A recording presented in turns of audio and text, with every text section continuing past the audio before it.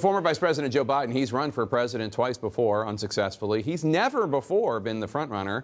Now that he is towering over all the other declared Democratic candidates, his almost 5 decades in public life are getting some real scrutiny. On top of that list, his record on civil rights during his younger days as a U.S. Senator. CNN's Jeff Zeleny has exclusively obtained some letters written by Biden himself.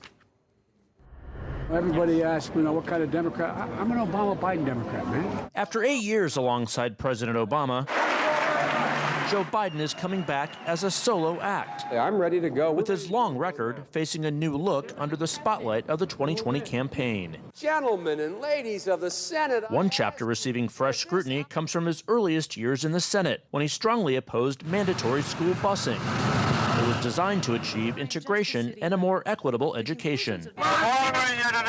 It was the mid-1970s. Biden favored desegregation, but not through busing. What's less known is how he followed the lead of some of the Senate's most fervent segregationists. In a series of never-before-published letters reviewed by CNN, the strength of Biden's opposition to busing comes into sharper focus. On March 25, 1977, Biden wrote, "My bill strikes at the heart of the injustice of court-ordered busing. It prohibits the federal courts from disrupting our educational system." Biden sought and received support from Mississippi Senator James Eastland, the Democratic chairman of the Judiciary Committee, and a leading symbol of Southern resistance to desegregation. He frequently spoke of blacks as, quote, an inferior race. Biden reflected on that era earlier this year. They're a bunch of racists. There was, James O. Eastland, Mississippi, Strom Thurmond, and so on.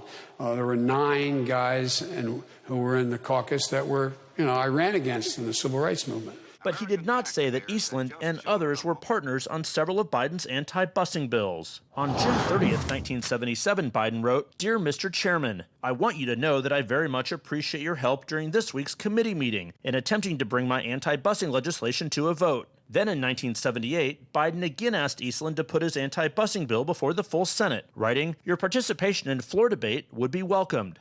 4 decades later, after building a strong civil rights record, Biden stands by his opposition to busing, arguing it did not address institutional racism.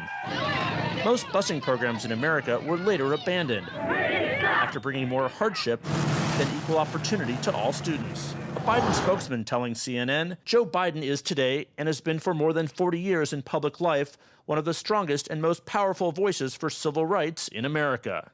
Ronnie Dunn is a professor at Cleveland State University who co-wrote the book Boycotts, Busing, and Beyond.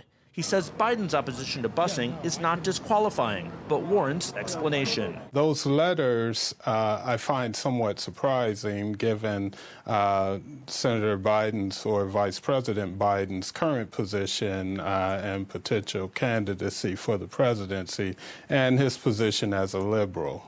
Those are issues that he's obviously going to have to answer for.